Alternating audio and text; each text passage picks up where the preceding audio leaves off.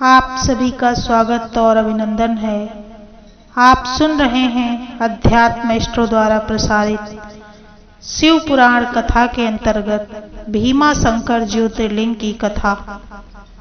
भीमा शंकर एक प्राचीन ज्योतिर्लिंग मंदिर है जो शिव जी के भारत में मौजूद 12 ज्योतिर्लिंगों में से एक है। शहरी जीवन के कोलाहल से दूर सफेद बादलों के मध्य स्थित भीमा शंकर किसी स्वर्ग से कम नहीं है। पहाड़ियों के ऊंची श्रेणियों के आसपास के घने जंगलों में स्थित वनस्पतियों और जीवों की दुर्लभ प्रजातियां पाई जाती हैं।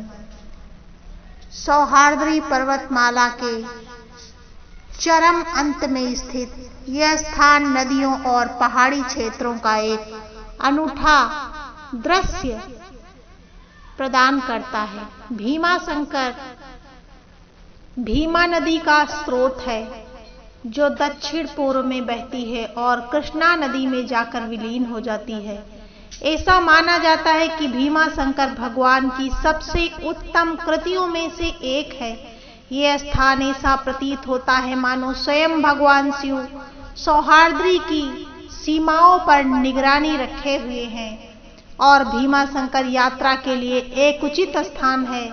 यहाँ की ठंडी हवाएं और पक्षियों की चहचहाहट आपको बहुत पसंद आएगी। शिव महापुराण के मुताबिक एक बार ब्रह्मा सृष्टि के हिंदू देवता और विष्णु मुक्ति के हिंदू देवता के मध्य सृष्टि के वर्चस्व को लेकर भी एक विवाद हो गया। उनकी परीक्षा लेने के लिए शिव जी ने एक विशाल अंतहीन प्रकाश स्तंभ ज्योतिर्लिंग को सृष्टि के तीनों लोकों को से पार कर दिया। ब्रह्मा और विष्णु दोनों अपने अपने मार्ग चुनकर इस प्रकाश के अंत को खोजने के लिए ऊपर और नीचे की ओर चल दिए। ब्रह्मा ने झूठ कहा कि उन्हें प्रकाश का अंत मिल गया, जबकि विष्णु ने अपनी हार स्वीकार की। उसके पश्चात शिव जी एक दूसरे प्रकाश स्तंभ के रूप में प्रकट हुए और ब्रह्मा को श्राप दिया कि तुम्हें किसी भी समारोह में स्थान नहीं मिलेगा, जबकि विष्णु अनंत काल तक पूजे जाएंगे। ज्योतिर्लिंग एक महान वास्तविकता है जिससे वे शिव जी अत्यधिक आंशिक रूप से प्रकट होते हैं। तब से ये माना जाता है कि ज्योतिर्लिंग मनुष्य के मंदिर के स्थान हैं। जो ज्योतिर्लिंग के स्थान हैं वे मंदिर के स्थान हैं जहां से शिव जी प्रकाश के एक तेजस्वी स्तंभ के रूप में प्रकट हुए थे। मूल रूप से शिव जी के 64 ज्योतिर्लिंग हैं, जिनमें से 12 को बहुत शुभ और पवित्र माना जाता है। इन 12 ज्योतिर्लिंगों में प्रत्येक का नाम इनके इष्ट देव पर रखा गया है, जो शिव के विभिन्न स्वरूपों का वर्णन करते हैं। इन सभी स्थानों पर मुख्य छवि शिवलिंग की है, जो अनादि और अनंत के प्रकाश स्तंभ को दर्शाती है और शिव जी की अनंत प्रकृति का वर्णन करती है। इन 12 ज्योतिर्लिंगों में गुजरात के सोमनाथ, आंध्र प्रदेश के श्रीशैलम में स्थित मल्लिकार्जुन तथा मध्य प्रदेश के उज्जैन में स्थित महाकालेश्वर, मध्य प्रदेश के ओंकारेश्वर, हिमालय के केदारनाथ, महाराष्ट्र के भीमा शंकर, उत्तर प्रदेश की वाराणसी में स्थित विश्वनाथ, महाराष्ट्र के त्र्यंबकेश्वर, वैद्यनाथ ज्योतिर्लिंग, देवघर में देवगढ़ झारखंड, गुजरात की द्वारका में स्थित नागेश्वर, तमिलनाडु में रामेश्वर में स्थित रामेश्वरम और महाराष्ट्र के औरंगाबाद में स्थित घृष्णेश्वर शामिल हैं। सोमनाथ मंदिर नागर शैली की वास्तुकला से बनी एक प्राचीन और नई संरचनाओं का सम्मिश्रण है। इस मंदिर से प्राचीन विश्वकर्मा वास्तुशिल्पियों की कौशल श्रेष्ठता का पता चलता है। इस सुंदर मंदिर का शिखर नाना फड़नवीस द्वारा 18वीं सदी में बनवाया गया था। कहा जाता है कि महान मराठा शासक शिवाजी ने इस मंदिर की पूजा के लिए कई तरह की सुविधाएं प्रदान की। यहाँ आने वाले श्रद्धालु कम से कम 3 दिन जरूर रुकते थे। यहाँ श्रद्धालुओं के रुकने के लिए हर तरह की व्यवस्था की गई। भीमाशंकर से कुछ ही दूरी पर सिनौली और घोड़ गांव है, जहां आपको इस तरह की सुविधा मिलेगी। यदि आपको भीमाशंकर मंदिर की यात्रा करनी है तो अगस्त और फरवरी महीने के बीच में जाएं। वैसे आप ग्रीष्म ऋतु को छोड़कर किसी भी समय यहाँ जा सकते हैं। वैसे जिन्हें ट्रैकिंग पसंद है उन्हें मानसून के दौरान बचने की सलाह दी जाती है। अनंत काल पहले दाकिनी के घने जंगलों में सौहार्द्री की ऊंची पहाड़ श्रेणियों में एक दुष्ट दानव भीमा अपनी मां कारकाति के साथ रहता था। भीमा की उपस्थिति में करुणा और दया कांपने लगती थी। पवित्र साधु और मनुष्य आदि सभी उससे समान रूप से डरते थे, परंतु वो अपने अस्तित्व के लिए कुछ सवालों का जवाब चाहता था जो लगातार परेशान किया करते थे।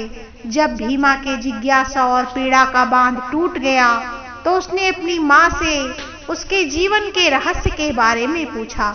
उसने अपनी मां से आग्रह किया कि वे उसे बताएं कि उसके पिता कौन थे और उन्होंने हम दोनों को जंगल में क्यों छोड़ रखा था। बहुत हिचकिचाने और हल्के डर से कारकाति उसकी मां ने उसे बताया कि वो ताकतवर कुंभकर्ण का पुत्र है, जो लंकाधीश्वर श्रीलंका के सबसे शक्तिशाली राजा रावण के छोटे भाई हैं। भगवान विष्णु ने भगवान राम का अवतार लेकर कुंभकर्ण को मार दिया। कारकाति ने भीम से कहा कि उनके पति और तुम्हारे पिता की हत्या एक महान युद्ध में राम ने की थी। मां की इतनी बात सुनकर भीमा क्रोधित हो उठा और उसने भगवान विष्णु से बदला लेने की कसम खाई। अपने लक्ष्य को हासिल करने के लिए उसने ब्रह्मा जी को खुश करने के लिए घोर तपस्या की। ब्रह्मा जी ने उसकी तपस्या से खुश होकर उसे अपार शक्ति प्रदान की। ये ब्रह्मा जी द्वारा की गई सबसे बड़ी गलती थी। उस दुष्ट ने तीनों लोकों को तबाह करना प्रारंभ कर दिया। उसने राजा इंद्र को पराजित कर स्वर्ग पर विजय प्राप्त कर ली। उसने भगवान शिव के परम भक्त कामरूपेश्वर को हराया और उसे काल कोठरी में डाल दिया। इस दुष्ट ने ऋषियों और साधुओं को तड़पाना प्रारंभ कर दिया। इस विनाश को देखकर सभी देवता नाराज हो गए। वे सभी भगवान ब्रह्मा के साथ मिलकर अपने बचाव के लिए भगवान शिव की प्रार्थना करने लगे। भगवान शिव ने देवता गणों को सांत्वना दी और उस दुष्ट से उसकी रक्षा के लिए सहमत हो गए। दूसरी ओर भीमा कामरूपेश्वर को आदेश दे रहा था कि वो भगवान शिव की आराधना छोड़कर उसकी आराधना करे। जब कामरूपेश्वर ने उसकी पूजा करने से इनकार कर दिया तो तानाशाह भीमा ने शिवलिंग पर वार करने के लिए अपनी तलवार उठाई, जिसकी कामरूपेश्वर पूजा और अभिषेक कर रहा था। जैसे ही उसने उस शिवलिंग पर वार करने का प्रयास किया, वैसे ही स्वयं भगवान शिव उनमें से प्रकट हो गए। इसके पश्चात भयानक युद्ध हुआ, परंतु फिर पवित्र ऋषि नारद आए और उन्होंने भगवान शिव से अनुरोध किया कि वे भगवान अब इस युद्ध का अंत कर दीजिए। इसके पश्चात शिव जी ने उस दुष्ट राक्षस को राख में परिवर्तित कर दिया और उस दुष्ट के अत्याचार की गाथा को समाप्त कर दिया। इस प्रकार भीमा के राख में परिवर्तित होने पर उस स्थान पर उपस्थित सभी संतों और देवताओं ने भगवान शिव से प्रार्थना करी कि वे इस स्थान को ही अपना निवास बना लें। इस प्रकार भगवान शिव भीमाशंकर ज्योतिर्लिंग के रूप में प्रकट हुए थे। ऐसा माना जाता है कि लाई के पश्चात भगवान शिव के शरीर से निकले पसीने से भागीरथी नदी का निर्माण हुआ था। यह भीमाशंकर पुणे महाराष्ट्र में है। भीमाशंकर मंदिर की पुणे से दूरी 120 किलोमीटर है। पुणे से शिवाजी नगर बस स्टैंड से भीमा शंकर के लिए बस सेवा है। पुणे महाराष्ट्र के प्रमुख शहरों में से एक है और यह रेल, वायु और सड़क मार्ग से पूरी तरह जुड़ा हुआ है।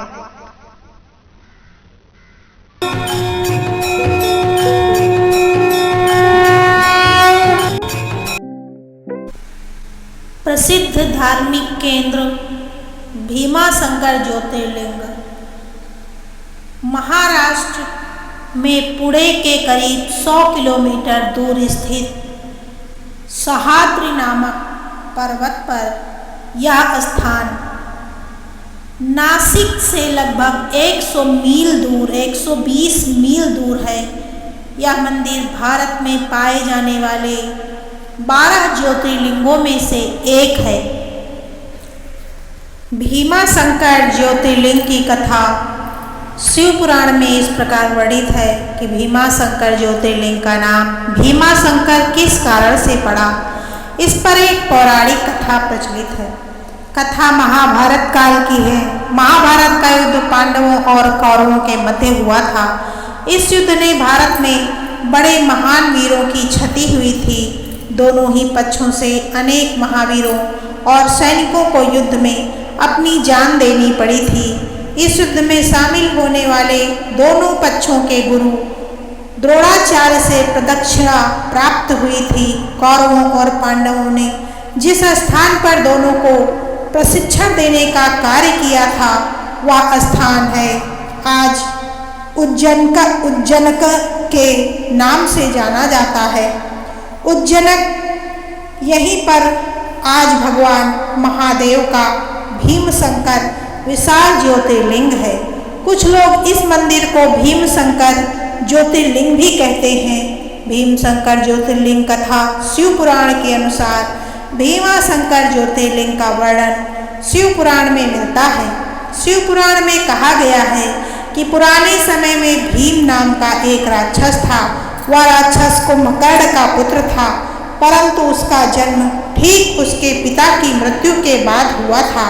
अपने पिता की मृत्यु भगवान राम के हाथों होने की घटना की उसे जानकारी नहीं थी।